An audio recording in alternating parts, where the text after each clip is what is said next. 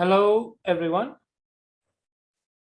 Hello. We are glad to meet with you again in another event of MegaMind Plus Academy for Education, Training, and Consultancy. As you know, the Academy works in these three fields and tries to provide extra services of different types within these three sectors. One of our activities is the Saturday night webinars that we organize and arrange for experts and scholars in different fields and in different parts of the region, different universities, and across the world also, especially those that will be delivered in English. For today, we have invited a well-known doctor from University of Dohuk, Dr. Asmaa Bamerni, that's the surname. We will introduce her in a minute. Dr. Asmaa, you are the co-host and you can record also, but we will be recording so that we will share with our audience later on and our participants, and it is streaming live on Facebook also. You can share it with your colleagues, with your contacts. If not, we will send you the link later on. When we talk about learning any language,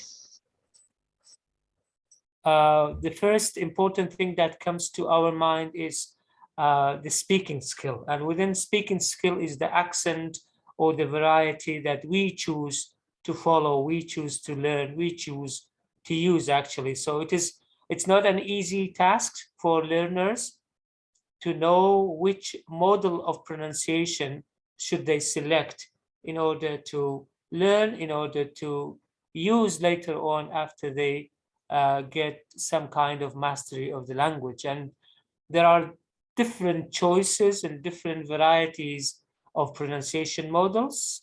Some learners and even some scholars suggest international pronunciation variety, and some others would prefer a local variety or a local pronunciation model that will suit the labor market of that country or of that region.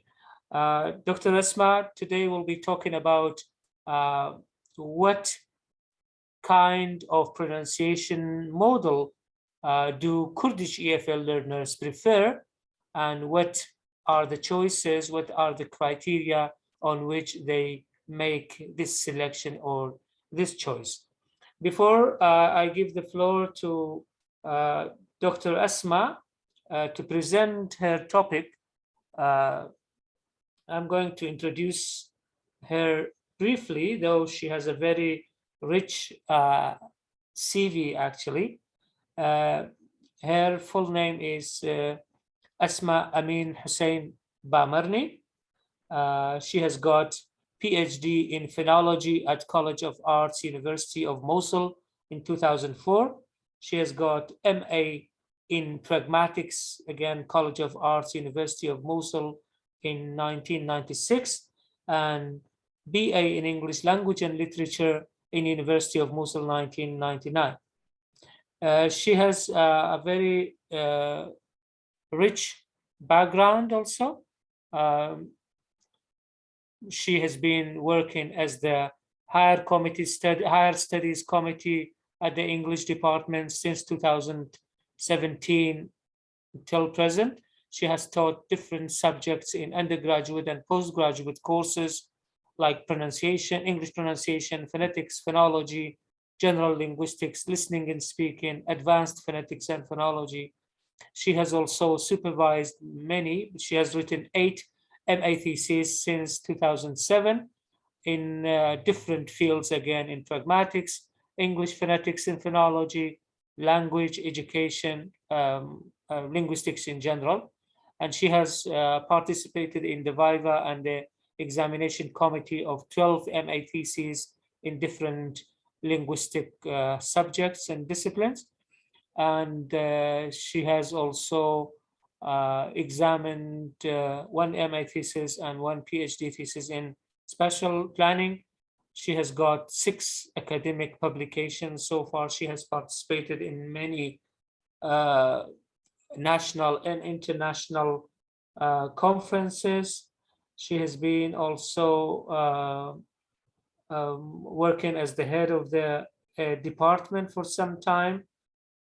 She has taught many other courses. We have just been selective, actually. Sorry if we are not covering everything, but the head of the English department at Faculty of Humanities, University of Dohuk, head of the English Linguistics Center for Master's Studies, head of the English department, again, College of Languages, head of the Academic Affairs Committee at English department, and the examination committee at the English department for some time. She's been a member of the teaching staff at the University of Dohuk since 2007, and she's been a member of the Scientific Affairs Committee from 2006 until 2012. And she's been a member of the curriculum development at the Faculty of Humanities and College of Languages at the University of Dohuk. The editing board of the Journal of University of Dohuk, 2013 to 2014, and member of TESOL International Association from 2012 until present, member of the Higher Committee for Bologna process at the University of Dohuk since 2019 to the present, and she has reviewed, edited, and assessed tens of books and articles for different local and international academic journals. As we have said, she has attended and participated at different seminars on quality assurance, curriculum development, and she has also accompanied the English department student delegation and participated in workshops in the academic debate in Doha, Qatar, 2009, building capacity for integrated women's studies at Dohuk University, at Vanguard University of Southern California, USA, 2011.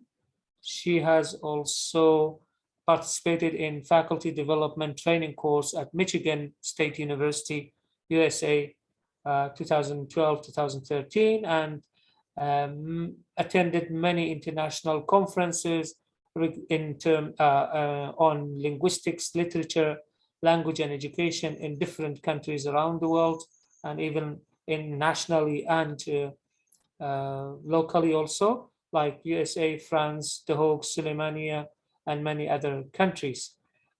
She speaks English, Arabic, and Kurdish like native speakers. And we are glad, Dr. Asmaa, that you have accepted our invitation.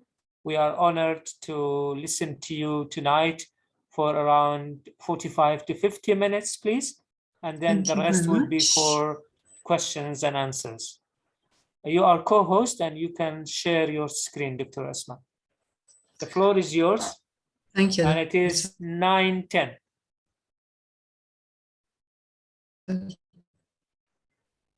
Yes.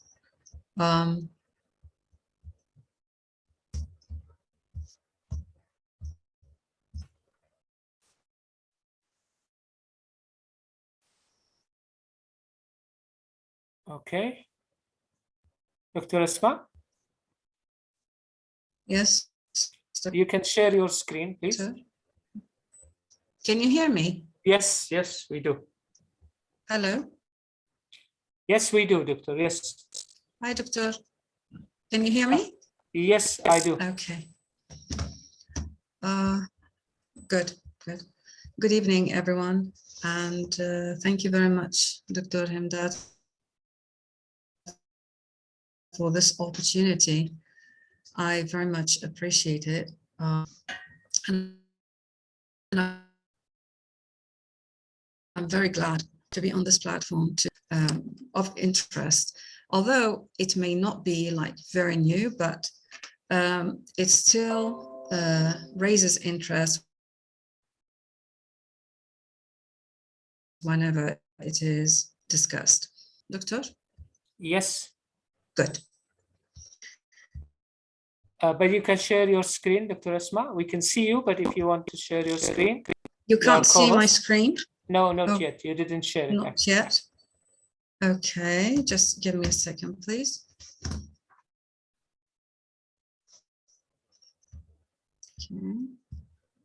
Okay. Yeah.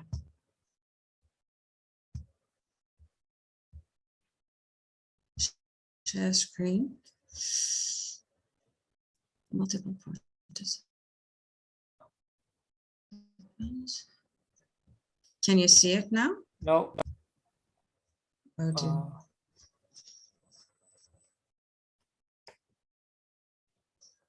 Just a second, please. Okay, no problem.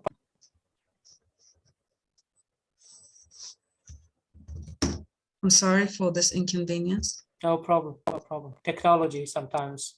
Yeah, yeah. Just a second.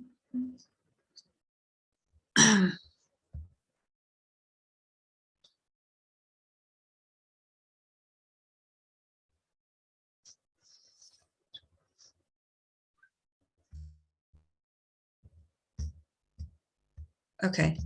Yes. Are you Okay. there? We can see it now. Very If good. if you can just make it full screen, it would be better. Yes. Oh. Good. All right. Very good. Very No, good. Yeah. the electricity is out, but I hope it will not affect us. Good. Good. All right. So the presentation, as you can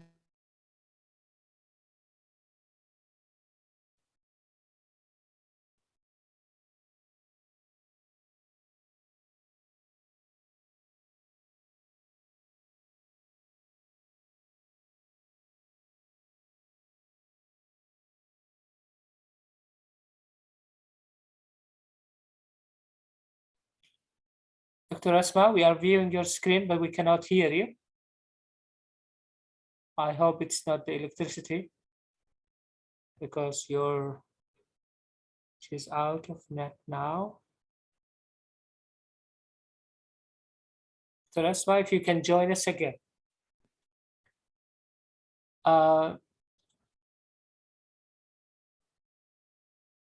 As I said in the introduction, until she's coming back, for learning any language, as you may know, there are different issues that learners must think about, especially where to start and what kind of variety, what kind of model should they choose in order to follow, whether in writing or in speaking, or in any field actually, because any language has different varieties and different, sometimes if you talk about speaking, different accents also.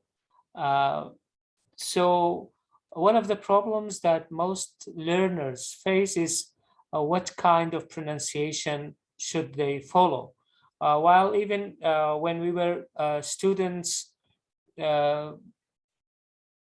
we were also worried, and nobody was telling us what kind of model should we follow. Should we go with the RP English or British English or the American English, or what kind of British English, which accent, which variety should we go to actually? And every teacher was kind of had his on or her preferred pronunciation model. That's why we were somehow, as students, we were also confused. But all in all, we can say that English is kind of international. But when in terms of when we talk about terms of pronunciation, it has different varieties. The English spoken in United States is different than the ones in British, in Australia, in other parts of the world. So it would be good to have some idea of different pronunciation models and different options and choices that learners have. Dr. Asmaa tonight will be talking about what kind of model is preferred by Kurdish EFL learners, and maybe the question of why this particular pronunciation model is preferred, is selected, will be answered in her presentation. She has just sent a message saying that she's coming back soon. She has some technical issues.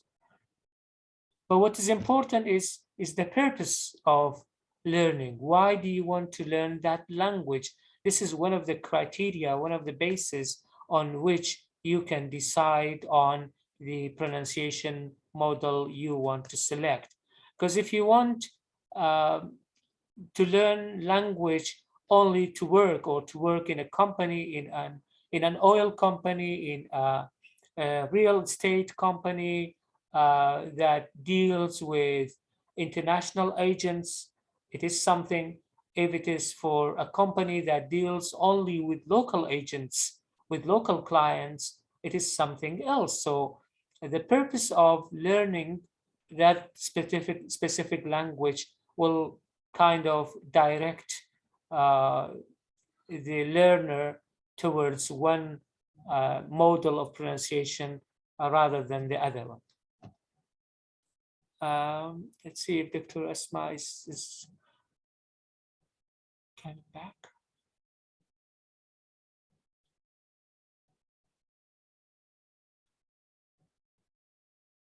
So shall we make it a free discussion until she comes back? I think we have some very good people with us tonight. I saw Dr. Lasgin from Dohuk. I saw Dr. Fatima from Salahuddin University. If they want to say something about on what basis do you think that learners select their pronunciation models? If anybody wants to talk about this, actually, or from different perspectives, we can allow them to talk until Dr. Asmaa is coming back.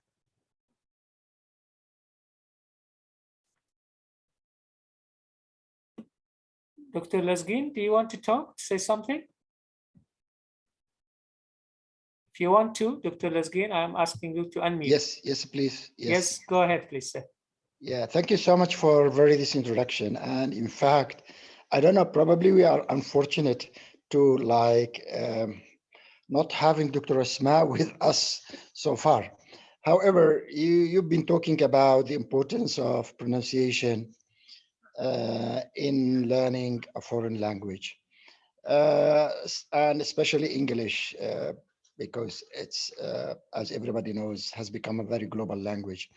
I'm not sure if we need a model or not, because of the globalization and where English is being spoken at different parts of the world.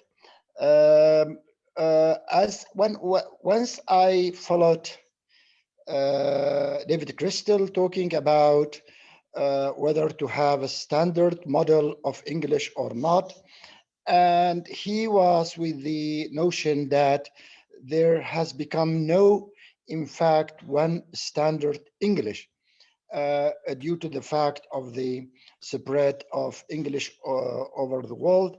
And now we have Englishes, in fact, not one world English. Englishes, yeah. Yeah, and but however, we need to have a model to give our students, or to teach our students accordingly. This is what I wanted to say. Okay. And there is no more RP, received pronunciation, to be highly, I should split it between two quotations, to be the model and to be followed. Okay, thank you very much, sir. Yeah, thank you so much. Thank you, Dr. Lasgin from University of Dohuk, Assistant Professor Dr. Lasgin. I see Dr. Hoger also from Suleimania. If you want to say something, Dr. Hoger. do you want to say something? Dr. Hoger? Dr. Fatima, I cannot find you if you are still online.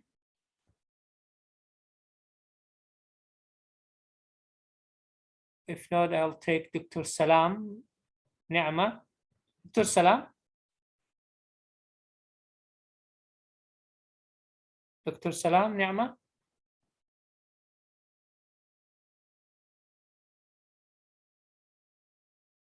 Dr. Fatima, I'll find you now. She says I cannot unmute myself. Yeah. Okay, Dr. Fatima, Professor Dr. Fatima from Salahuddin University. Now you can unmute. I have asked you to unmute. If you want to say something about this topic on how to select a pronunciation model, or should we actually do it?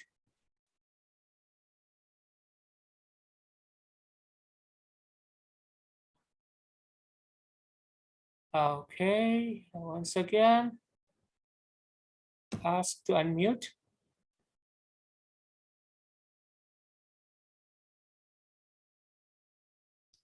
I think she has a problem. I don't know.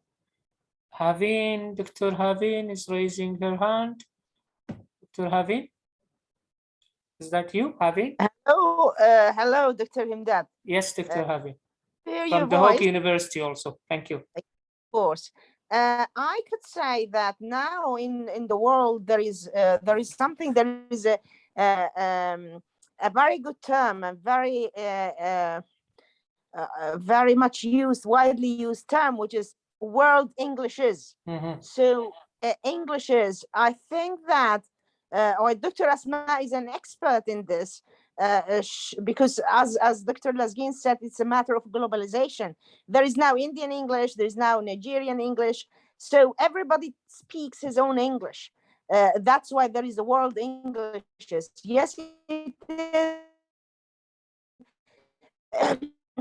You can say that the youth in our society in English or the British English.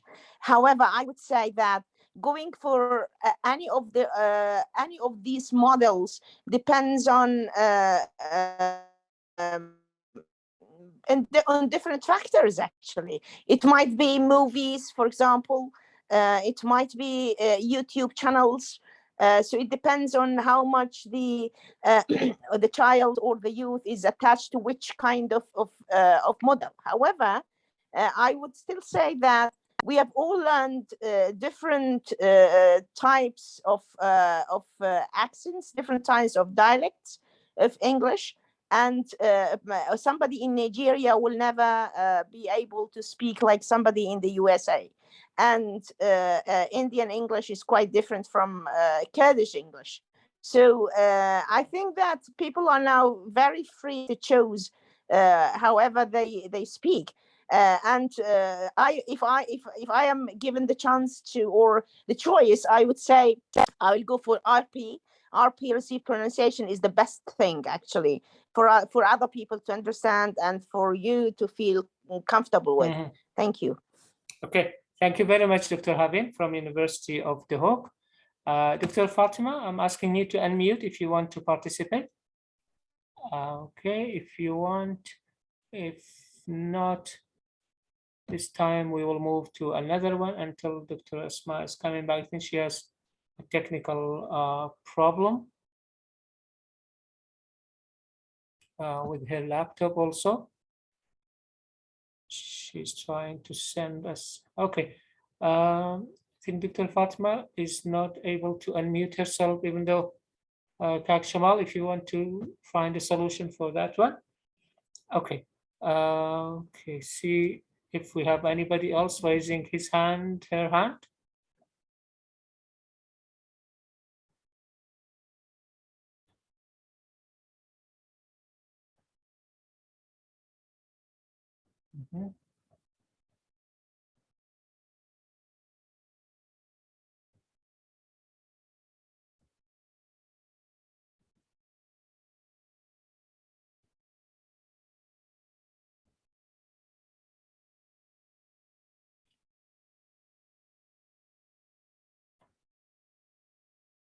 Oh, we have also Dr. Nada. Do you want to say something, Dr. Nada?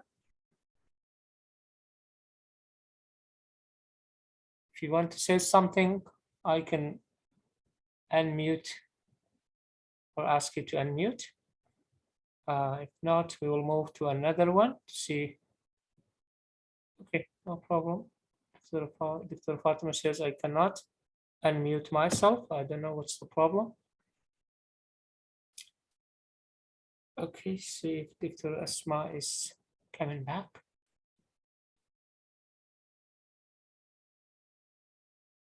So Lesgin wants to talk again. Okay, so Lesgin, just give me a second.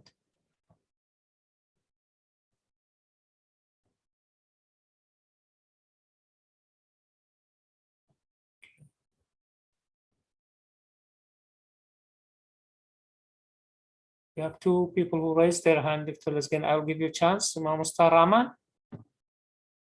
Mamusta Rahman, if you want to talk. Hello. Hello, Yes, I want to participate. From Thank Suleimania University? Yes, from Suleiman University, Yes, English please. Department. Hello, everyone. I totally agree with Dr. Havin.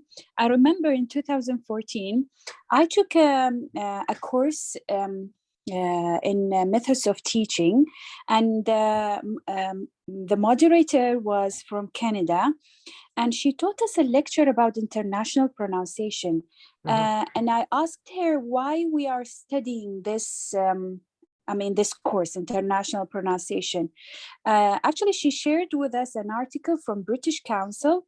It's called International Pronunciation or Global Pronunciation. She taught us to persuade our students to have an international pronunciation as far as you are intelligible and everyone can understand you. Go ahead. Like Dr. Havin said, we are non-native speakers. Immediately when we start speaking, it's obvious that we are non-native speakers. We cannot pronounce like, we cannot speak like a native speaker, but as far as we have correct pronunciation, as far as we are saying something that people from India will understand us, or from China, or even native speakers understand us, yes, we can go ahead with that pronunciation. That is why I always urge my students to have a correct pronunciation and forget about the accents, because accents will come later on. Yes. So thank you, Mr. Rahman. This actually is kind of the controversy. Either we are for working for accuracy, for fluency, or for communication and understanding. And if it is for just for communication, I agree with you that we don't need to care about the accent actually, as long as we can communicate well, we can communicate appropriately with the people and achieve our aims and convey our messages. That's right. Thank you very much. I see Ahmed Ibrahim is also raising his hand. So thank you, Mr. Rahman. Ahmed Ibrahim. Mr. Ahmed, go ahead, please. Yes, okay. Hello, everybody. And I have a simple question, the teacher, Himdat. As you said, this is a kind of free discussion. Because of that, I have one question. My question is that what made English language more advanced or more developed than Arabic language? And although Arabic language is the guide speech, but people have a lot of ambition or desire to English language, or and why? And then, in my opinion, for pronunciation, and if someone wants to learn any foreign language, and then especially American language on a British, or you can say American accent or British accent, and then the third thing is you choose one and then try to learn American or British language. Okay, thank you very much, Ahmed. Thank you. Yes, Dr. Fatima is back. Okay, see if she can join us.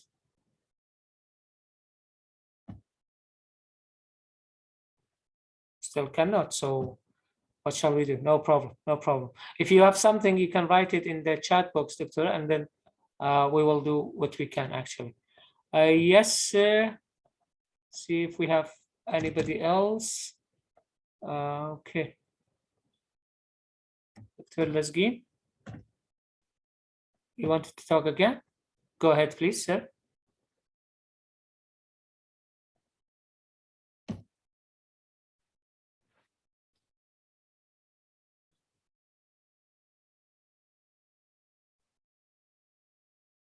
Dr. Lasgin, if you want to unmute yourself, I'll see if Dr. Okay. Asmaa is- Okay, Yes, thank you so please. much, Dr. Himdat. You're welcome. I've just talked to Dr. Asma on the telephone, and I'm afraid she is unable to go ahead with her presentation Mhm. because something wrong went on with her computer. Mhm. However, if you are prepared, I'm not prepared well enough, but I can like. No replace problem. you. We will be discussing. We will be sharing our ideas. So you can talk if you want until somebody else wants to participate, or if there's something. I'm not talking about the topic, but I can like give a presentation on communicative activities. No, we will leave that for the next weeks or the coming weeks, inshallah. I mean, as just we to have. replace Dr. Asma, not Thank to you give, very much. I mean, Because so people much. have registered for that topic, so I prefer that we keep on this actually until we find a solution. Thank you. It is you who decides. Thank you very much. Thank you. Just because I wanted like to save them. Yeah. No, thank you for the offer, sir. Thank you very much. You're welcome. For your kindness. So as Mr. Rahman and Dr. Habin also said, everyone has choices and everyone has preferences. For example, Dr. Habin says RP, while Dr. Lasgin says no more RP, and some others would say in any international variety would be okay. See, so it is just like any other thing that people, learners would have preferences. They prefer one over the other, but on what basis are these preferences grounded actually? I said one of them, and which is the purpose of learning. Why do you want to learn that language, that particular language? Is it for study? Is it for writing? Is it for working? Is it for market? Or what is, or it is just for a hobby? Or to be able to communicate with foreigners whenever you have a chance to. Dr. Himdat, if you'd allow me. Yes, Dr. Fatima sent a message. I will read it and then I will ask you, Dr. Dr. Fatima says, I think that students do not need any specific model to speak, but they need it in academic writing. So she's more for writing to follow a model, not for speaking. Yes, Dr. Lasgin. Yeah, thank you so much, Dr. Himdat. In fact, what you have raised is very important. But there are two like streams for teaching a foreign language, including speaking and of course, where pronunciation is embedded. The point is, if we are after accuracy, yes, we do need a model. But if we are after fluency and intelligibility of the message, I guess there should be no one model. And as I've said before, due to the Englishes, where English is spoken nowadays almost everywhere in the world. And now I can say there is Kurdish English.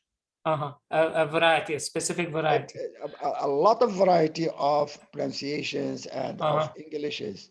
Yeah, okay. And I guess now the goal of communicative language teaching is in terms of pronunciation, not in terms of the message as such, is that you make yourself understood and the way that you pronounce whatever it will be. But thank you very much. I think Dr. Asmaa is back. Sorry, sir. I think Dr. Asmaa is back. So okay, if she can continue, we would love to. Dr. Asmaa? No. Yeah, lovely. Okay. Okay, Dr. Asmaa. I'll make Dr. Asmaa co-host again. I saw her now. Dr. Asmaa. I don't know. I just saw her. There is another Dr. Asma who raised her hand also, but Dr. Asma, please, you can unmute yourself. Yeah. Yes, please. Okay. I'm sorry. I'm No so problem. sorry. No problem. I hate it when these things happen, but We have to be prepared for that. This is technology, and this is yeah, not under our technology. control all the time. Technology. Thank you very much for the people who have participated from Yes. different places. Dr. Laskin, Dr. Fatima, Dr. Haveen, Mr. Rahman, from different universities. They said their own points of view. Well, it's a pity that I missed the discussion. You will see it because it is recorded later on. Very good, very good. Okay. Well, thank you very much for your patience and for your cooperation and understanding on this point. So let's go back to my presentation. Okay, so we said that it is the Kurdish EFL Learners Preference in the selection of a pronunciation model. In this presentation, I will be talking about the importance of pronunciation in learning and teaching language, pronunciation as a Cinderella skill, yeah, and thoughts. And I'll also present some of the thoughts of EFL teachers on the issue. I will touch upon some major varieties of English in the world today and the Kurdish EFL learners' familiarity with these varieties. And then we will touch on British English and American English as major varieties. And then we'll speak about some of the factors that affect the learner's selection of either model. Finally, we will see what the Kurdish EFL learners selection is regarding whether it is British English or American English based on a small study that I conducted with a couple of my students. So we all know that pronunciation is very important in English language learning. And here the thing is that good pronunciation is always associated with and is the secret to fluency in any language. Depending on the degree of fluency or how fluent you are in speaking a language, that creates different reactions in the native speaker towards pronunciation.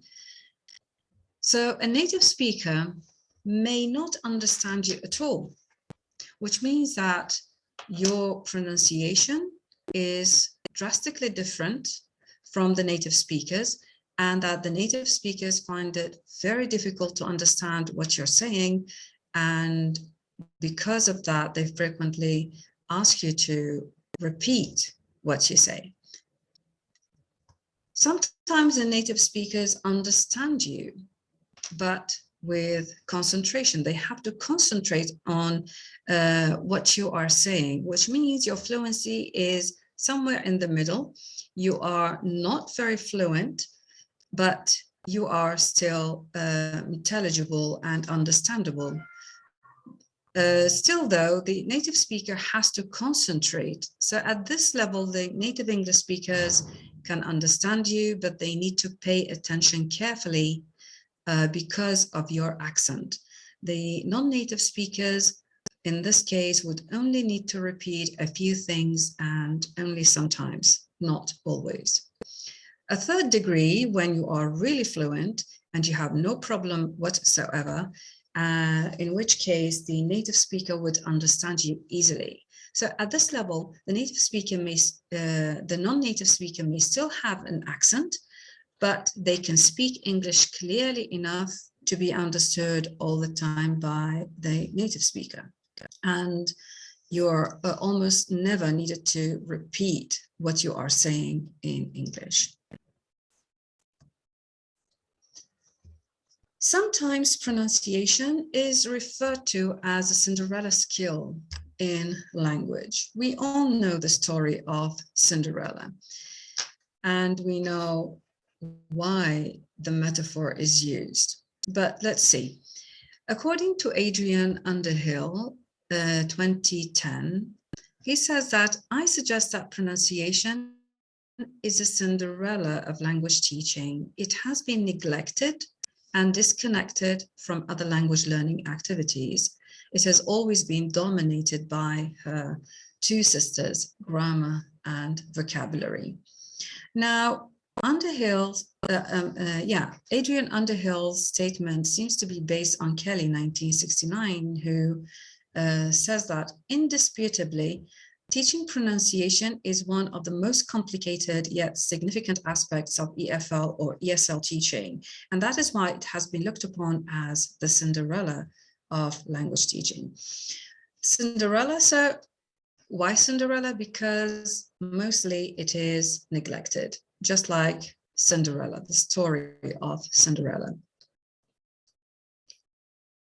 In this regard, different teachers from different parts of the world have different opinions about pronunciation. They also have different questions. So some teachers think that other aspects of language are more important, and so they deserve to be given more attention than pronunciation. And here I have an example of a teacher from China who says that, I think pronunciation is definitely the Cinderella of ELT. She hardly ever gets to go to the party, so to speak. I have to admit that in the first 10 years of my teaching, I managed more or less to avoid any kind of direct pronunciation work in class. So this is the attitude of one of the teachers. We can say that it can be the attitude of many teachers. Many teachers just avoid teaching pronunciation or aspects related to pronunciation.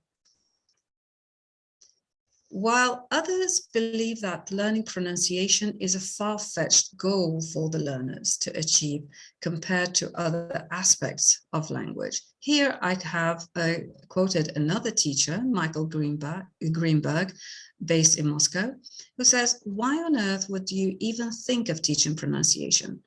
And how would you motivate your learners to pay more attention to it? My best motivated students will never sound like native speakers anyway, so why do they need this time-consuming pronunciation work? They could definitely prefer something practical, the drilling, the functional language, or learning vocabulary. So as we can see, and these are only two examples.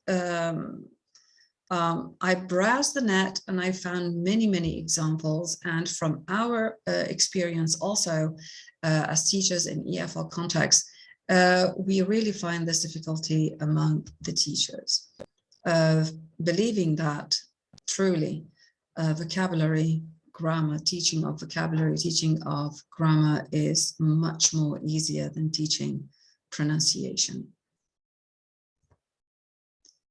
Nevertheless, pronunciation is important, whether to teach it or whether to learn to produce it.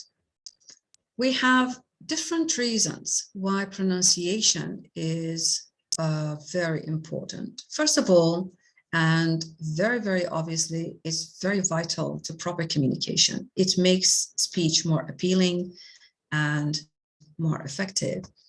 Also, good pronunciation aids with the other skills, like in listening. And when you listen correctly, you comprehend correctly.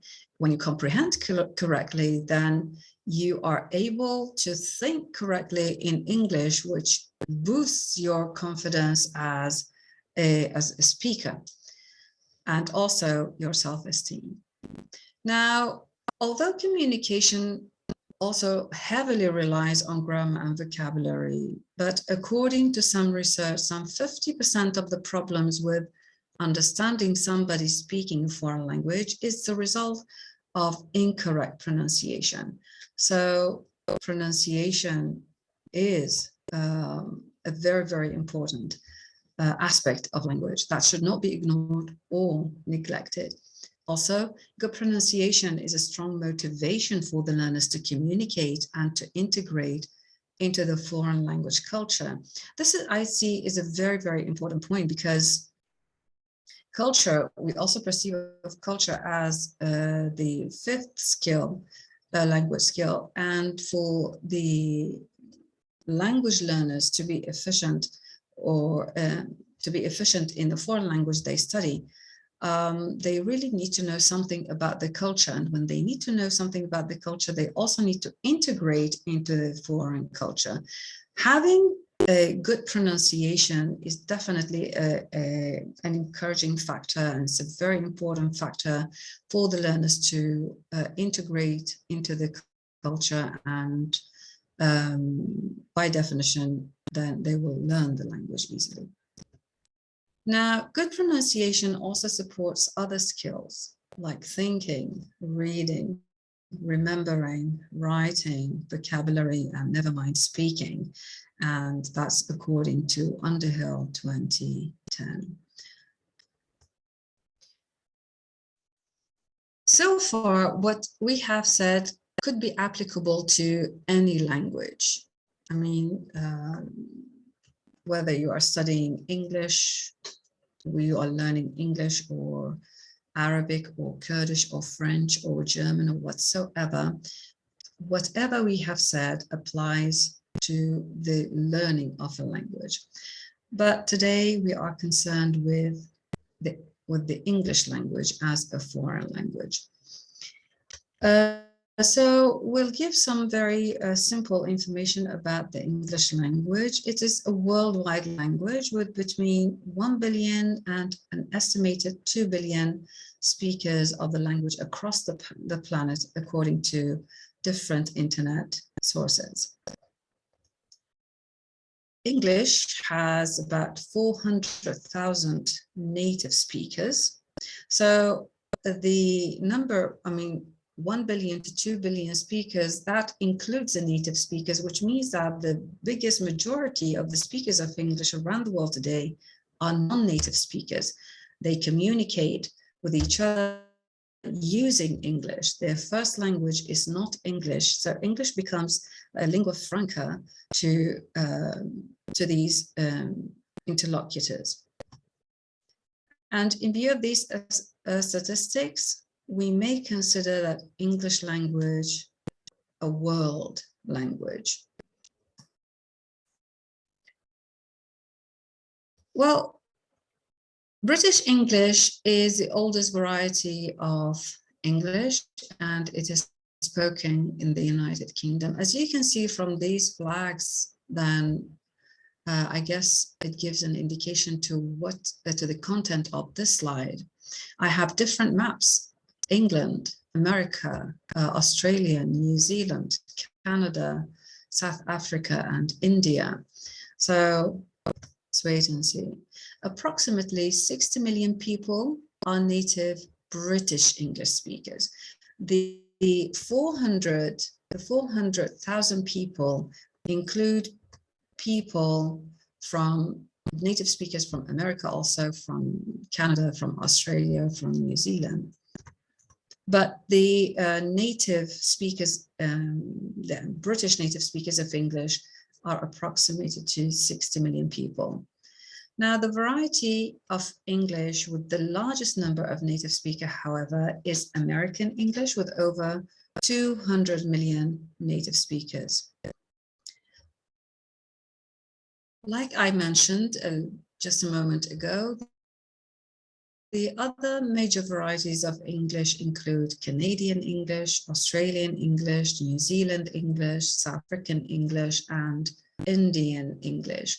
And for more details, you can see these sources that I have stated here, and which I have also listed in the references list. So a language traditionally becomes an international language for one chief reason: the power of its people, especially their political and military power. As far as English is concerned, that applies to English. English has become an international language because of its wide diffusion outside the British Isles to all continents of the world by trade, technology, colonization, and conquest. Now, English is spoken all around the globe. And like I said, the majority of the speakers of English are non-native speakers of the language. I'm sorry. Now we'll start with the variety that is that we are most familiar with: British English and American English. We'll start with British English first. Now, English language we speak today developed through history from Old English, beginning from the 5th century and through to the 11th century. Middle English from the 11th century to the 14th century, and Modern English from the 15th century until the present. Now, anyone interested in the history of English, for the details of the history of English, you can always consult these references. Yeah. But because of the limited time, I will not go into the details of the history of the English language, but these are the eras that are important to us and the stages that English went through in its development in history. For Receptive pronunciation,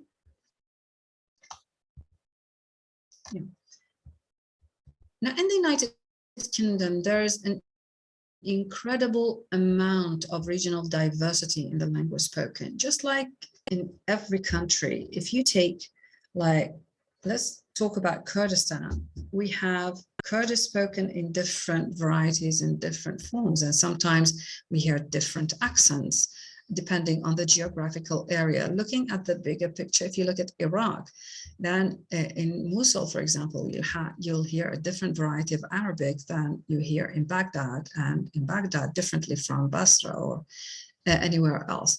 The United Kingdom, the same. There are just so many different accents of English and different varieties of English, depending on the geographical area. However, now the standard is called Receptive pronunciation. According to UL 2014, a standard variety is one that is treated as the official language and that is used in public production, publishing, and education. The term RP stems from Daniel Jones at the beginning of the 20th century and refers to the pronunciation of English which is accepted in English society. We have to remember that Receptive pronunciation is an accent, it is not a dialect, and all RP speakers speak standard English. In other words, they avoid non-standard grammatical constructions and localized vocabulary characteristics of regional dialects, which is why RP is generally described as regionally non-specific accent, because it does not contain any clues about the speaker's geographic background. However, there's one thing about RP. Although it is a non-regional accent, it does a great deal about the speaker's social or educational background.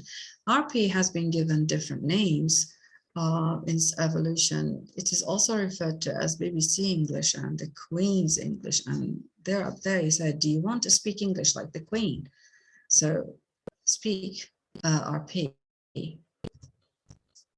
So socially viewed, RP enjoys a unique status among the different English accents. So according to ARA 2006, RP is considered as a socially respected accent.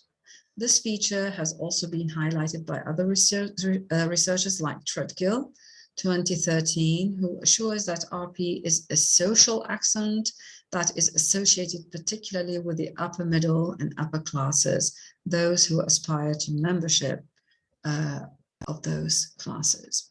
So it is a prestigious accent, and that is why probably it is depended on or it is adopted in educational and academic contexts. Although RP is probably the most widely studied and most frequently described variety of spoken English in the world, yet recent estimates suggest that only 2% of the population in the UK speak it. So despite its high prestige, despite its being a non-regional accent, still only a very small amount, can I say amount, of the population use RP. American English, on the other hand, is another accent, is the match to British English. According to Treadgill and Hannah 2013, General American is a term which is quite widely used by American linguists to describe the majority of those American accents which do not have marked regional or northwestern or south or southern characteristics. We can very easily tell a southerner, Southern American English speaker from General American speaker. So General American English refers to the American accent that is used by native and non-native speakers, that is void of regional variations, just like RP, that are outstanding, and it is usually taught to foreign learners. If compared to RP in Britain, General American English is not as associated with social class of individuals who speak this accent. We just mentioned that RP is a highly prestigious accent because it does say something about the educational or the social background of the speaker. But the prestige with American accent is that it is not it does not reflect the social status of the speaker, but its reputation as accent is based on the fact that it is the speech of many newscasters and is most often heard on international radio and television networks, in addition to its being the most impartial and free from regional characteristics. So the prestige of the two accents is different in some way. Looking at the differences between British English or RP and American English, we see that despite their similarities, the two accents display variations in pronunciation, in vocabulary, and in grammar. So according to Spartvik and Leach, 2006, vocabulary and pronunciation are the most noticeable differences between the two accents. And here I have some examples of the differences on the phonetic, on the phonological level, and on the vocabulary level. The most outstanding difference between the two accents is in the pronunciation of the vowels. They even call it like the path vowel or the bath vowel. Now, this particular vowel manifests as a low back vowel in British English. It's R more than A, whereas in American English it is more front. In addition, so we have plant in American English, but plant in British English, grass, but grass. Also, we have this particular vowel like in shot and hot and body, which is more of a low vowel. It's a mid-low vowel, which is back, but it is more of a central nature in American English, so it's body and shot and hot. Also, we have the difference with this vowel like suit, duty, new. Yeah, it is realized as two sounds, as a glide and as a back vowel in British English, but as a simple vowel in American English. So it is suit but suit, duty but duty, new but new. Yeah. Other phonological differences between British English and American English manifest on the suprasegmental level. So the stress is also different in some words. So in two, like in bisyllabic words, like adult, I mean, in American English is adult, but in British English is adult.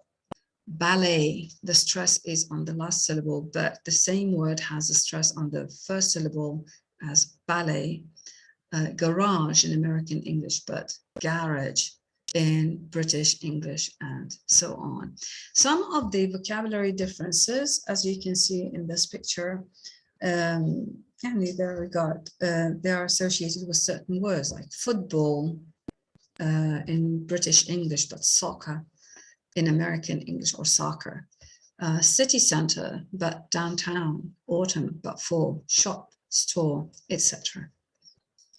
So despite the big similarities, there are these small differences between them, which can be sometimes very important, as they can be the reason why some EFL learners speak with this accent or that accent. It affects their preferences.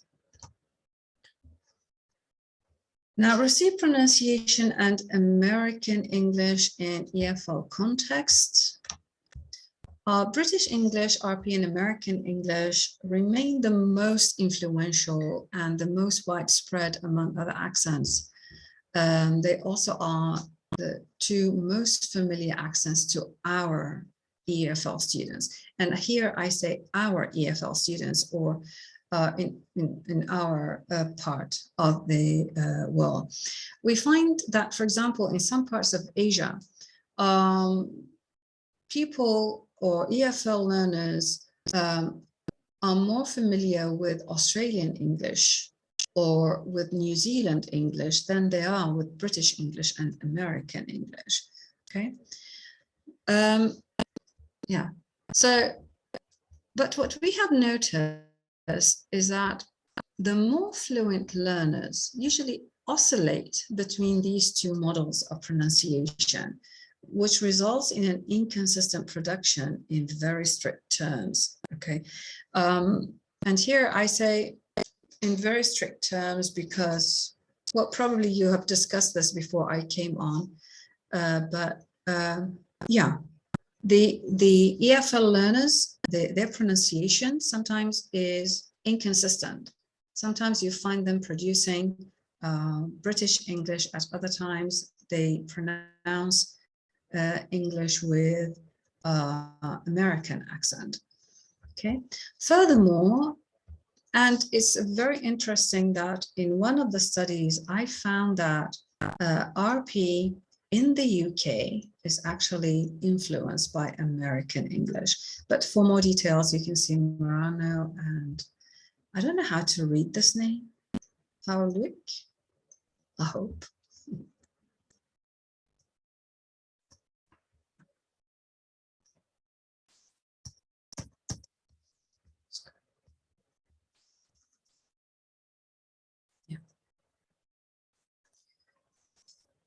Okay, now based on this last observation that the EFL learners, the fluent, especially the fluent speakers, oscillating between, moving back and forth between these two accents, I worked on a small project with two of my students. I based the project on a study by Biliana Kobrovic and Andrej Bilakovic in Belgrade, who attempted to investigate the preferences of the Serbian students regarding British English or American English. So we attempted to investigate the Kurdish EFL learners preferences at university level of either model of pronunciation. So in this very small research, we selected, we found a sample of 150 student participants, created of 150 students from the English department, morning and evening classes, the College of Languages. They were second, third, and fourth year students, equally divided in terms of gender, 75 males and 75 females. And the study was conducted during the academic year 2020 and 2021. The research was conducted in attempt to answer following questions. Which accent do the EFL students prefer, General American English or Standard British English, RP? What are the reasons behind the students' preference for either model? And what influences the students' selection of the model? Our methodology was that we created a questionnaire. We constructed it. We adapted the questionnaire by the previous study. We added some more items. So our questionnaire consisted of 19 items addressing the major issues of concern. We classified the items so that some of them would answer questions about the phonological aspect of the two accents, while other items were designed to provide answers about the social or sociolinguistic factors that affected the student selection. A Likert scale consisting of 5 points, ranging from 1, strongly disagree, to 5, strongly agree, was used to obtain the responses from the students. The questionnaire was disseminated among students who were aged 20-21, from the English department of the College of Languages, University of Dohuk. The participants were second, third, and fourth year students. The survey was conducted online through SurveyMonkey. The link of the questionnaire was shared with the students through their smartphones to receive their responses directly.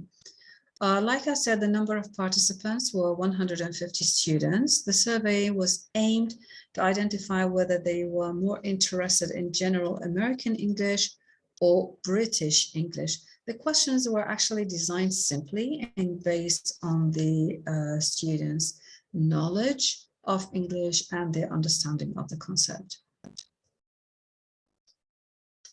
The discussion, we found that our findings were consistent with Kobrovic and Bilakovic. The findings revealed that American English was more preferred by the Kurdish EFL learner than RP. Additionally, both social and linguistic factors played a significant role in the student choice of the model of pronunciation. The reasons, now, we found that globalization of American English was one important reason behind its preference of American English over British English. The fact that the media is mostly American English oriented is very significant. Now, the film and music and entertainment industry productions, which are spread to most parts of the world, ours included, are mostly American English based.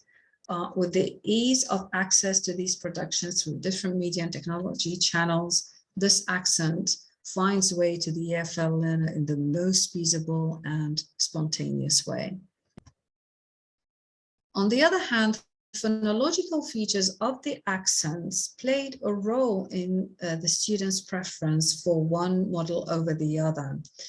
The fact that American English is a rhotic accent makes it more palatable and convenient for the students to produce than British English, which is non-rhotic accent. It is really hard for the students to conceive of the R sound not being pronounced in some positions in the word where it is orthographically justified. Also, the fact that British English displays severe reduction of vowels, sometimes even whole syllables, to short vowel schwa is very difficult for the Kurdish EFL students whose mother language does not display such a reduction. Now, these aspects, in effect, bring American English closer to Kurdish and hence their selection of American English. The conclusions then of that very small study, again, I say it's a very small study. Okay, American English is more preferable to Kurdish EFL learners than British English due to globalization of the accent. Age did not seem to play a role since all the participants belonged to the same age group. They were all young adults. Now, the media is a substantial source that affects the students' choice in the selection of a pronunciation model. The students tend more towards watching and following American entertainment of political programs, songs, and films, movies, if you like, okay.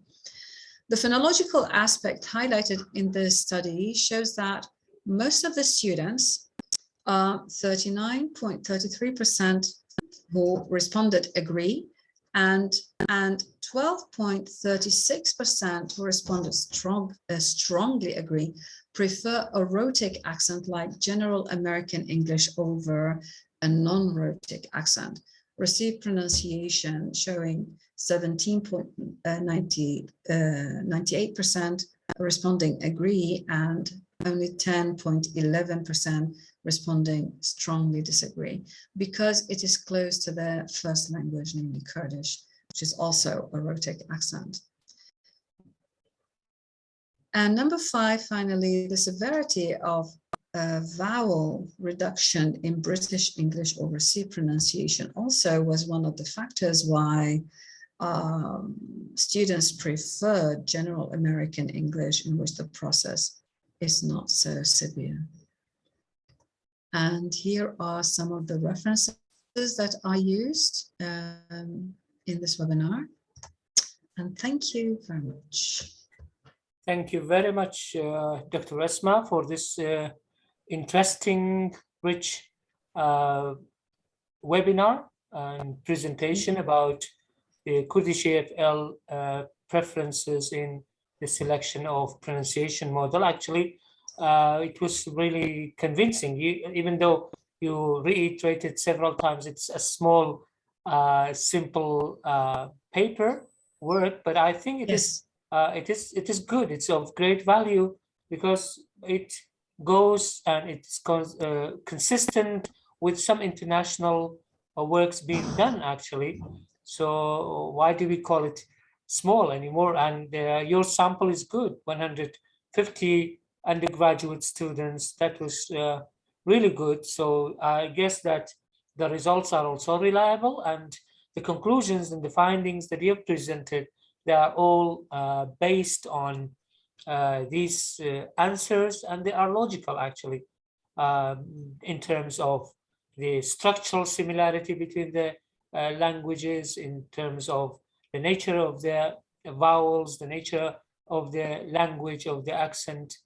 So thank you very much. It was really interesting and very helpful.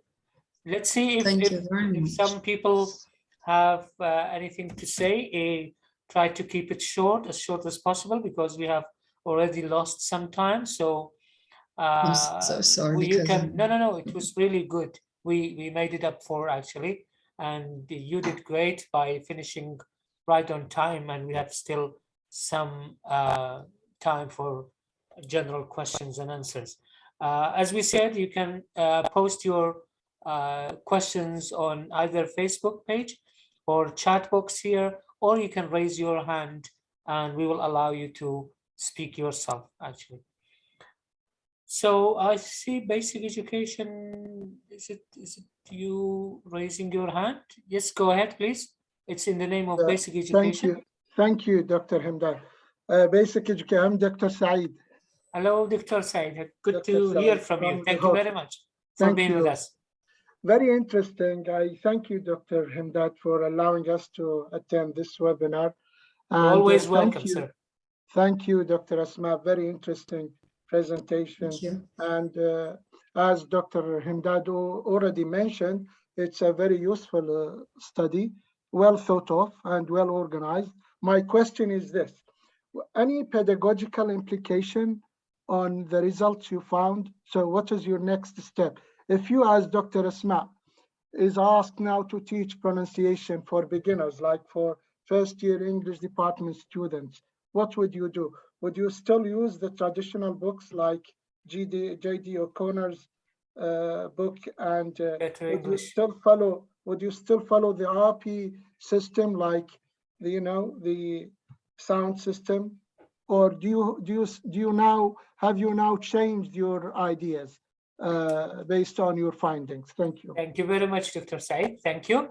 See if we have another one to ask so that we just save time from the chat box. Can I answer this question? Yes, please. Dr. Yes, please. Hamdan? Go ahead, Yes, Dr. yes. Asmaa. Go ahead. Thank you, Dr. Said, for the question. If I were to teach a pronunciation to first-year students, I would definitely change my style. According to Adrian Underhill, I like this fellow, he's really good. He suggested that like pronunciation, the phonological system, the sound system as a whole has always been taught cognitively, whereas it should be taught muscularly, which means that you need to develop the students' phonological awareness and phonetic awareness for the production of the sounds. So training the students to produce this accent or that accent demands a lot of phonetic knowledge, articulatory knowledge to produce the sounds in the most effective way in such a way that intelligibility is not hindered. Okay. The other part of your question, could you just remind me of the other part of your question, please, Dr. Said? I think it was also related to whether you change anything, whether you go on the same textbook of J.D. O'Connor or you'll change it, I think. I would definitely, now the world is changing, I would not like do away with J.D. O'Connor. J.D. O'Connor is one of the very, very good books on phonetics. It contains a lot of training, a lot of practicing, a lot of drills for the students, which, like I said, if used correctly, it will help the students control their articulatory muscles so as to produce the sounds in the correct way. However, we know that today the world has changed. Technology plays an important role in our lives and in the students' life. We should all adjust our methods of teaching to integrate more technology into our classes. We should always be open-minded about, listening to the needs of the students and construct our curriculum based on these needs of the students. It is not just what we need, what we want the students to do, but we also should pay attention to the students. What do they need?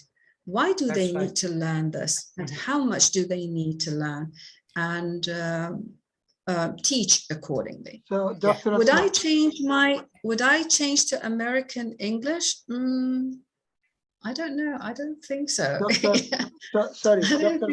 May I interrupt you? Yes, please. Go ahead, please. Thank you, Dr. Hamdan. Our students, they need a system, because when we teach them about English, one of the basics is that English language is different from our mother language, whether Kurdish or Arabic, in that in English we have sounds and we have letters. So to make them understand this, they need to understand that a word like the, T-H-E, is spelled the 3 letters, but it is said with 2 sounds. And to do that, they need to understand or grasp the basic system, the sound system. And to do that, we need to follow one standard system. And by that, we often follow the RP English, not the other one.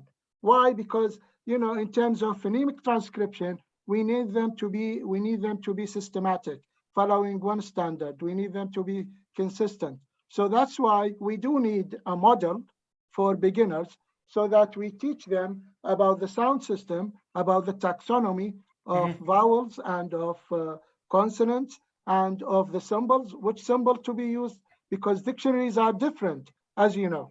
American are different from, they use different symbols from the RP ones. So students, in order to avoid students being confused, they have to have a standardized model. And that's why we do need a model. And after that, for the speaking purposes, for the listening activities, they are free, as most of the teachers said now. They are free to listen to American, to Indian, to Canadian, because they, in fact, they need all. But for theoretical background, they need to have a standard system. Thank you very much, Dr. Said. Thank you. Thank you, Dr. Said. I want to take Dr. Misbah. Luckily, he's with us. Dr. Misbah, do you want to talk? You can unmute yourself, please. Unmute your mic, open your mic, and then Dr. Misbah, we cannot hear you. Okay, now. Thank you so much, Dr. Himdad, for arranging such a great seminar by Dr. Asmaa. And I would like to congratulate Dr. Asmaa. Dr. Asmaa was Dr. Asmaa, and Dr. Asmaa is Dr. Asmaa, and she will remain Dr. Asmaa. Thank you so much for this interesting and successful seminar and workshop. Thank you again, Dr. Thank you, sir. Dr. Misbah. It's very nice to have you on this platform today. Thank you. We were lucky also to have him. That's time. why I asked you to talk. Our great doctor and my great daughter. Thank you so much. Thank you so much. Very nice. Thank you, sir, for your participation. Khunau, you wanted to talk? Khunau? Mr. Khunau? Yes, please. Yes, thank you for taking this webinar. So I want to mention something. I'm an English teacher of high school students, and also I have English student learners at summer courses as well. So I want to mention something. So I think improving pronunciation can help you learn English easy, because this is because pronunciation forces you to learn to listen native speakers and more carefully, and also focusing on how they make the right sounds when they speak. I think this is most important part of the study, to focusing on how they speak in English language. Thank you for taking. Thank you very much. Thank you. Thank you. Do you want to say something, Dr. Asmaa, or I will take Mustajaza Ahmed? Mustajaza. Mustajaza Ahmed. Hello, good evening, everyone. Good evening, sir. Good evening. Thank you, Dr. Asmaa, for your presentation. I appreciate very much. Nice to meet you. Thank you. If you allow me, I have a question about our teachers when they teach in primary school until intermediate school, especially between 4th grade to 9th grade. They teach symbol. Is it correct or incorrect? Because, you know, children from 4th grade until 9th grade, they cannot transcription words. Why do they use symbol? But they can use rhyme or rhythm. What do they use? They use symbol. I think Symbols. IPA symbols for transcription. The IPA symbols. Okay. Yeah. Okay. Thank you, Mustajaza. Thank you very much. Thank you for you. Okay. I think the other Dr. Asmaa Y. Qasim wanted to say something. Dr. Asmaa, you want to speak, please? Yes. Yes, good evening, or everybody. Good evening. Thank you very much for your own inviting me to this great presentation that has been presented by our own great doctor and dear colleague and sister, Dr. Asmaa Bamerni. Thank you very much for a good presentation and very interesting, in fact. But I have only one comment, if you excuse me, to tell you that, yeah, what we need in our own college, I mean, university as a whole, and commenting on Dr. Saeed's speech, my dear and great teacher also, what we need in the college and university is to make them practice a lot. You know, it is not a matter of API, whether American or British or Canadian or anything else, but they need to be so intelligible, to be so, let me say, accurate in their own ability to transcribe the symbols and the letters, use RP correctly, and don't forget that pronunciation deals with speaking skills a lot. So what do we mean by speaking skills is a pronunciation, which is a part that means the secondary, let me say, skill, sub-skill, and also grammar, comprehension, fluency. So how can we make our own learners so accurate, so fluent, so great in grammar and pronunciation? We need practice, use language laboratory. More than that, it is not a matter of changing the textbook, as Dr. Asmaa said. Frankly speaking, it's very, very high level and very, let me say, frequent and good reference for our own learners. But we need practice, practice, practice. Thank you very much. Thank you very much. Have a nice time. Thank you, Dr. Asmaa. Thank you very much, Dr. Asmaa. Thank you very much. Thank you for your participation. Yes, Dr. Asmaa, you can answer the 3 questions. One by Khunau, the other by Mr. Jaza, and the other Dr. Asmaa. Yeah, actually, later I'll come to Mr. Khunau's question at the end, because at any order, no problem. So I will start with Dr. Jaza Ahmed. Why are IPA symbols taught in primary school, fourth grade to 9th grade? Actually, I would suggest that at these grades, just like my colleagues mentioned a moment ago, practice is very important. Although I am not specialized in teaching like young learners, I am here in the field of adult learners because College of Languages. I suggest that the IPA symbol comes later for these grades. First, they have to hear the sound correctly, practice it with more examples, and then later comes the symbol. And then to use it more communicatively. If you go on YouTube, there are so many children's channels where they play nursery rhymes and songs for the children, but they are very educating in nature. They teach the children the different sounds.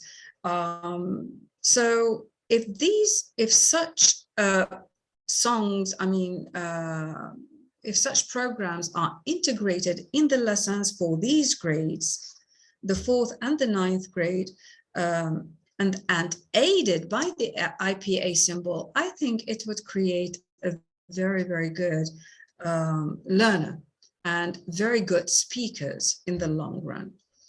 For Dr. Asmaa, yes, I agree with you. Practicing is very important. And you practice a lot, practice, correct. And yes, practice makes perfect. I do agree with you 100%. Now, Dr. Himdad, I really didn't get Ms. Khunau's question. Could you just repeat it if you don't mind? I don't know. Just let me see if she's still online. Actually, what was her question? She was a teacher at think just Khunau, are you still there, please? Mr. Khunau, are you still there? Can you repeat your question, please? I'm asking you to unmute. Until she gets back, we take one question from the chat box. No, Mr. Khunau, what was your question? The first question, if you can. Because I thought it was a comment, more of a comment. Okay, okay. I don't know, actually. I didn't she get said, it. I don't have a question in the chat. Yeah, she said I didn't have a question. It was Good. a comment. Mr. Razgar has written a nice comment. He's saying that we are getting a kind of variety of English now, blended with Kurdish system, and he calls it Kurglish, just like English, just like, yeah. So actually every country, every region is getting its own variety, and as we said, the world English is widespread now. And the other, another one was writing, I think it was Ashna. She said, what is the reason that people are more tending towards US English or American General English? She was also answering that it could be related to the mass media also, because mostly is related to is broadcast in American English, I think. Yes, we also found that in the study that we conducted, that the mass media plays a big role in globalizing American English, because like I mentioned, the films are mostly American, the songs are mostly American, the news programs, I mean, the newscasters are mostly American, so American accent is globalized, which does have a big impact on the learners of English as a foreign language. Dr. Fatima says, I think that students do not need any specific model to speak American, British, or mixing them, since they can communicate and can make their speech clear and understandable, but they need it for academic writing more. That's what she says. Yes, correct. In the world today, like we said, there are world Englishes, just like Mr. Razgar coined the word Kurglish. That's true. I mean, I'm sorry to say this, but I taught phonetics, phonology for first, second, and then third year in linguistics, where we had to also review the sound systems of English. In the end, again, I found that the students, the less motivated students, I have to say,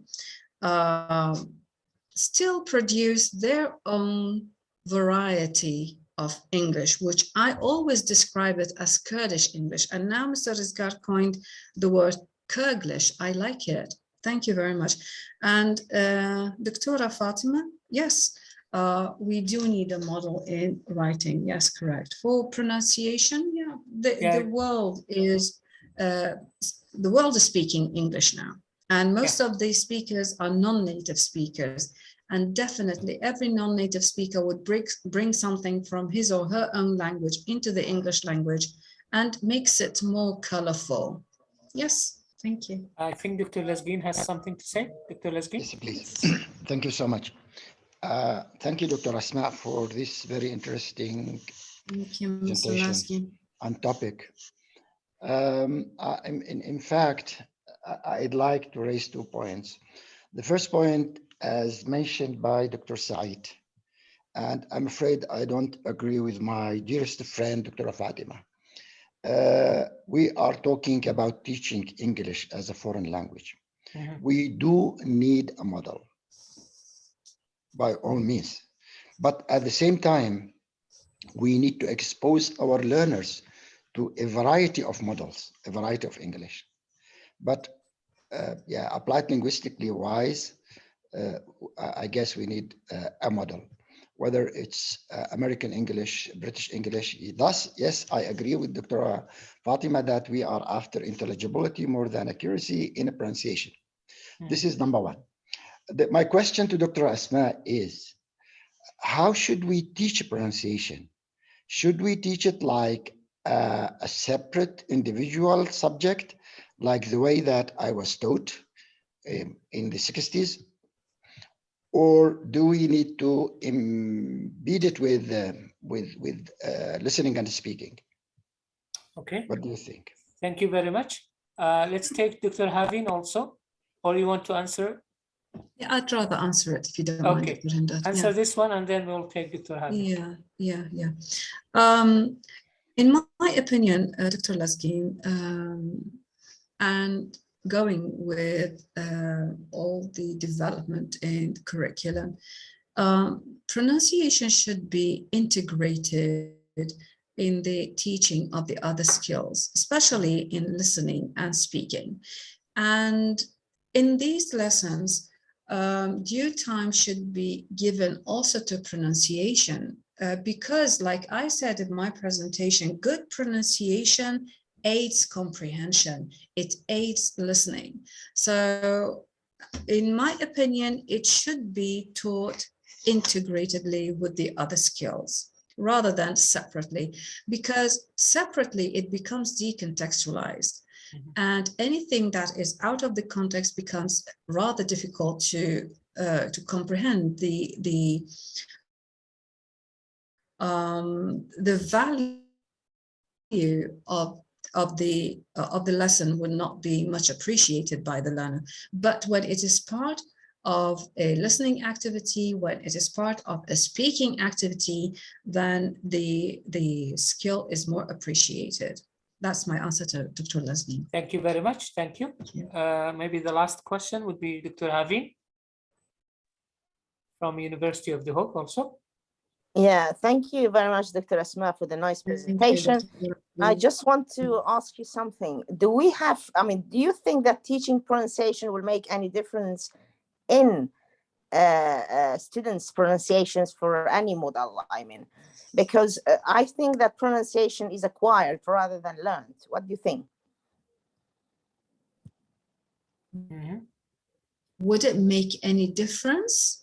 Yes. Is that what you say? Yes. For example, yes, to give meta knowledge, which means that to give for example, how you pronounce the sound t.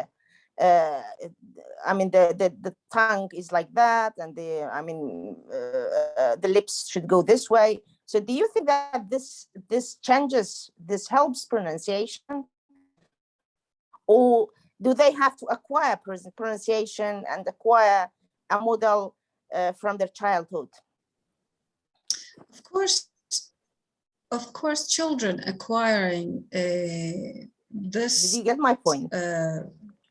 I think so. Children acquiring this accent or that accent from early age definitely is good. Definitely it is better, if I may say.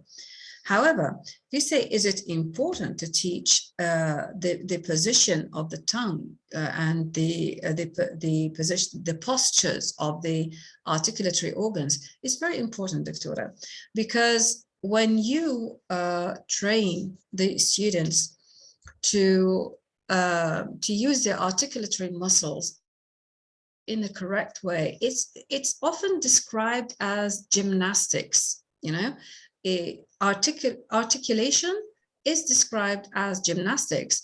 When the articulatory muscles are set into this posture or that posture in the correct way, then definitely that would lead to accurate pronunciation, to good pronunciation. And good pronunciation, like I said, would have very, very positive consequences on intelligibility, on communication. Yeah, I think it's important. Good, thank you. We said the last question, but I see another hand raised. كاغ بختيار ما مصطفى بختيار. Go ahead, please. Thank you, Doctor. Thank you, Dr. Asmaa, for presenting this very great presentation.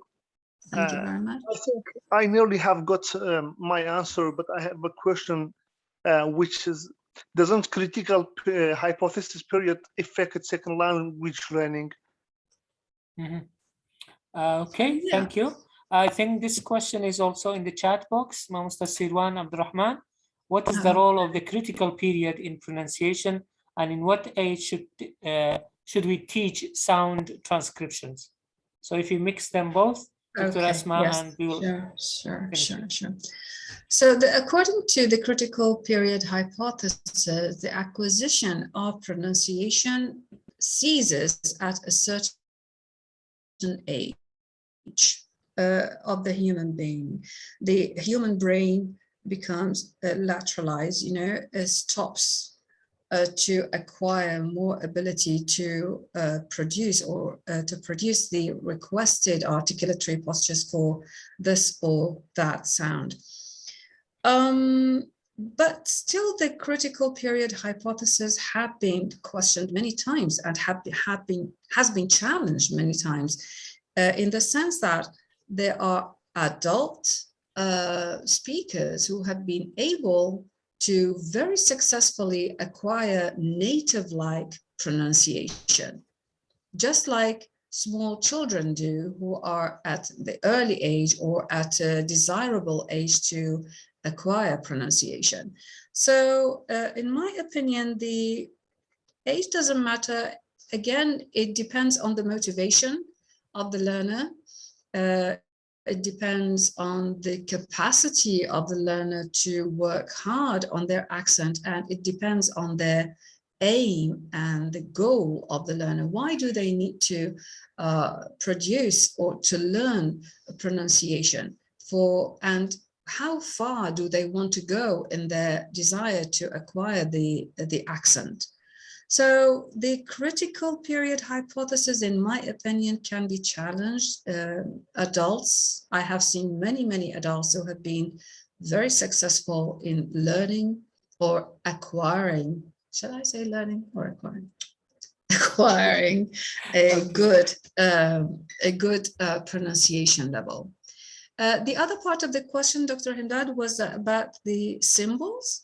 The IPA? I think at what age should we teach sound transcriptions? At what age? That's also similar to Mr. Jaza's question. About the IPA symbols.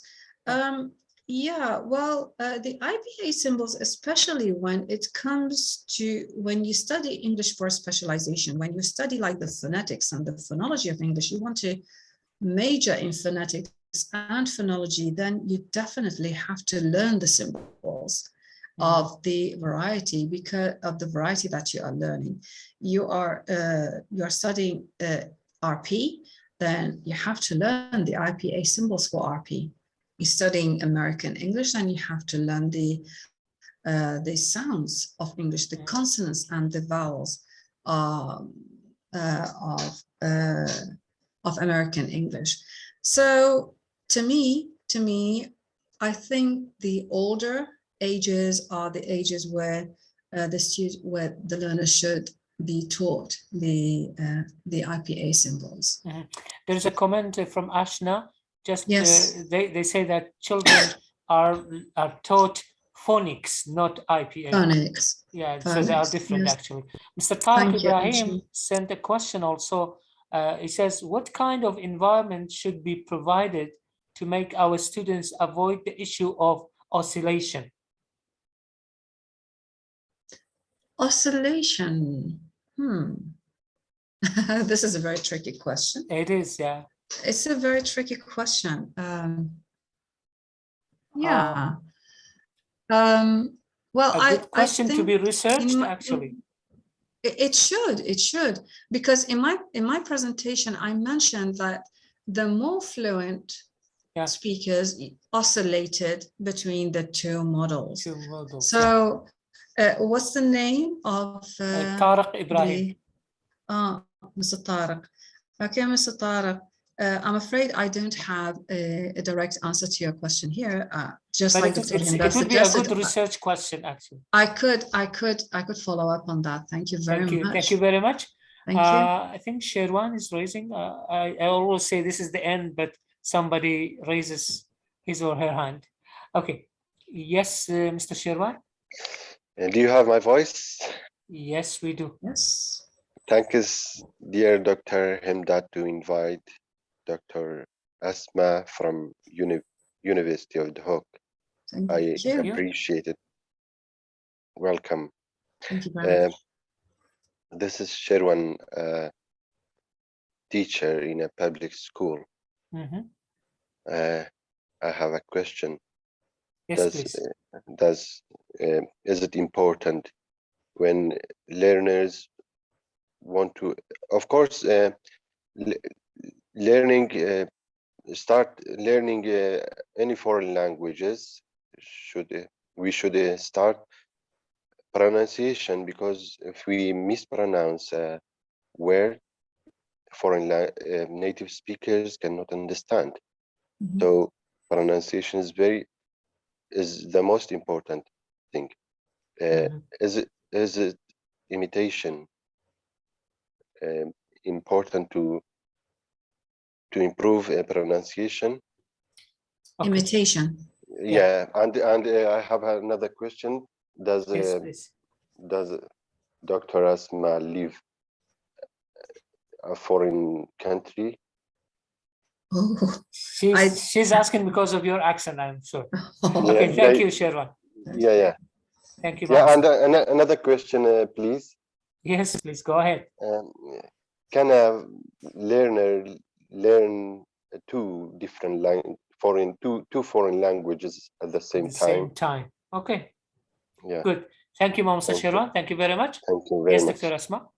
Yeah.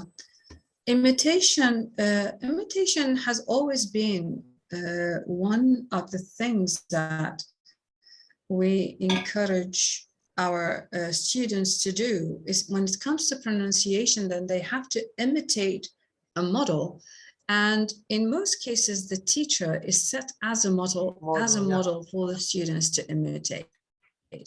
So the load on the teacher's shoulder is really big, because the teacher has to set a good model for the pronunciation, especially for the young children. You know, the young children, they have like what their teachers say is sacred.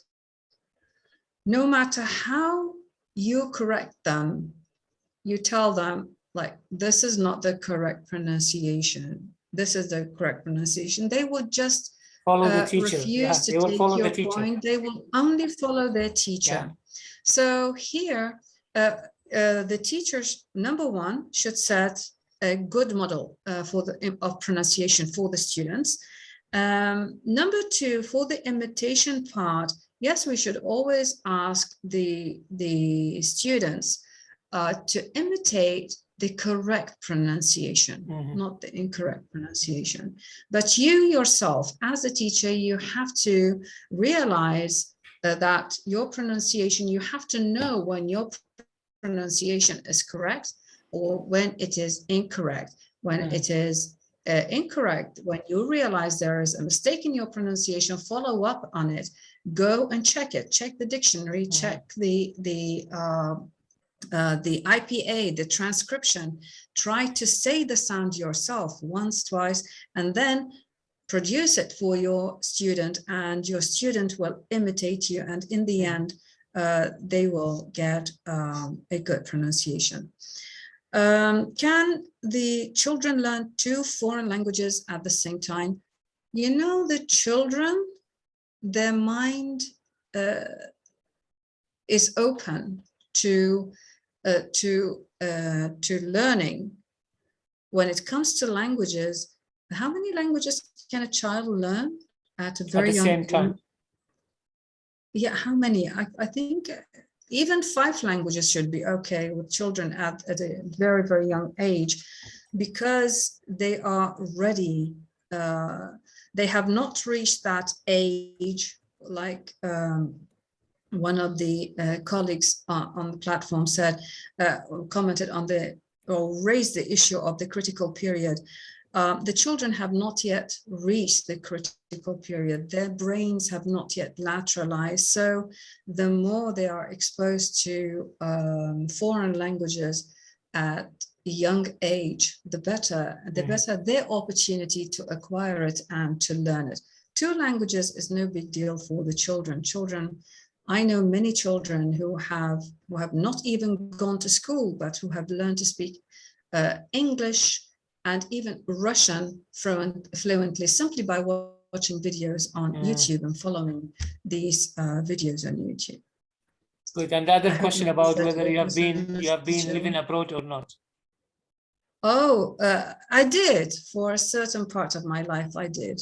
Yeah, but good. That was a long time ago. Yeah, that was a long time. Good. Thank you very much, Dr. Asmaa. It was really interesting. As I said, rich and informative, and very interesting style of presentation also. And thank you so much, a Dr. very native-like accent. Dr. Jaza, I think he has raised a hand, or is he waving? Do you have a question, Mr. Jaza? Yes, Mr. Jaza. Just because of time, if you, yes, please, just open your mic, Mr. Jaza. Okay, thank you very much for the second chance to me. Sorry, I have a question about our teachers. Nowadays, our teachers, they have summer course. They teach their students or their learners American pronunciation. When they come back to school, they make a big catastrophe because our program is a British program. As you know, we have Sunrise. Sunrise is a Macmillan. How you advise those teachers to avoid this big mistake? Thank you very much. Thank you very much, Mr. Jaza. Thank you. Yes, Dr. Asmaa? How can I advise teachers to avoid this? Again, this is actually a big issue, honestly speaking. Yeah, the children are, they have learned in one way, and the teachers teach in another way.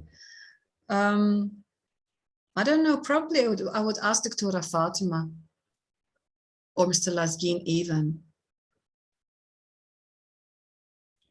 I think this issue cannot be settled with a sentence or two, because it needs study, actually. Thank you, Mr. Jaza, for this interesting question. Just because of time, because people are waiting to go, actually, and some of them already left. So thank you very much again for this informative presentation, Dr. Asmaa. Thank you for accepting the invitation. Thank you very much. Thank you for the audience for being with us for around 2 hours till now. It was really a very interesting and informative session and exchange of ideas, and we look forward for other webinars to be together. And it was interesting to see many new faces in this webinar, and hopefully they will stay with us in the coming webinars also. So thank you again in the name of the Academy, MegaMind Plus Academy, Dr. Asmaa, with my colleagues, Mr. Shamal, Firmesk, and Pishtuan, for arranging the posters and the registration forms and recordings and so on. Thank you again for the participation of the audience. Thank you, Dr. Himdad. Your last words, Dr. Asmaa. Thank you. I would like to thank you very much for this opportunity again, and I would like to thank the participants for their patience, number one, and for their very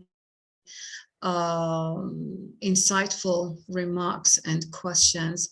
To those whom I could not answer, please forgive me. I probably do not have an answer at my hand at the moment, but yeah, it has given me the incentive to follow on these questions. Thank you very much again, and I wish you very good luck on. Thank you. And with this, we are going to end tonight's webinar. Goodbye to all. Thank you. Thank you. Bye-bye.